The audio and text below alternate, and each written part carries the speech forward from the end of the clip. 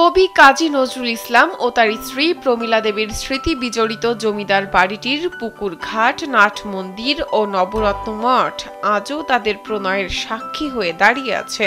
তবে অযত্ন অবহেলায় তাদের স্মৃতি বিজড়িত এসব স্থাপনা ধ্বংসের পথে। এই জমিদার বাড়ির পুকুর পাড়ে বসেই কবি তার স্ত্রী প্রমীলা দেবীকে নিয়ে রচনা করেছেন কবিতা।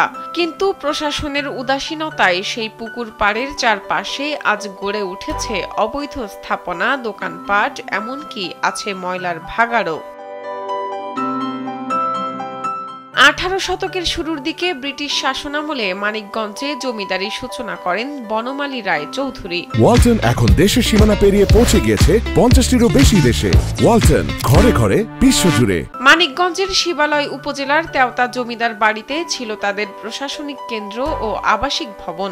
এই জমিদার বাড়ির পাশেই নজরুল পত্নী প্রমীলা দেবীর বাড়ি।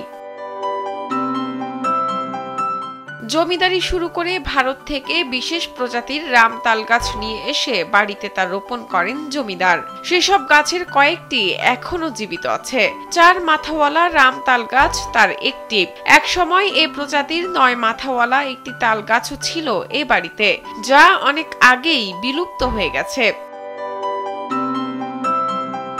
পুকুর পাড়ে গড়ে ওঠা দোকানপাট ও বর্জ্যের কারণে বিলুপ্ত প্রায় 4 মাথাওয়ালা রামতাল গাছটিও বর্তমানে ধ্বংসের মুখে, যা সংরক্ষণে নেওয়া হচ্ছে না কোনো ব্যবস্থা।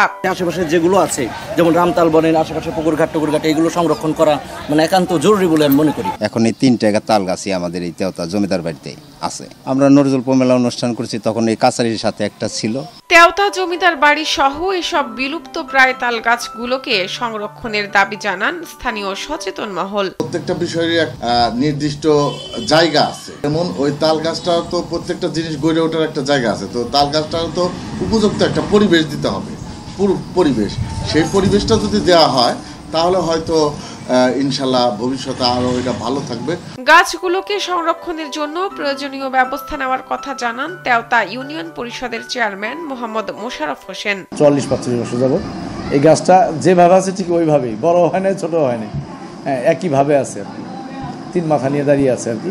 অনেকেও দেখতে আসে, দূর থেকে দেখতে আসে। শাহনাজ পারভিন, কালবেলা।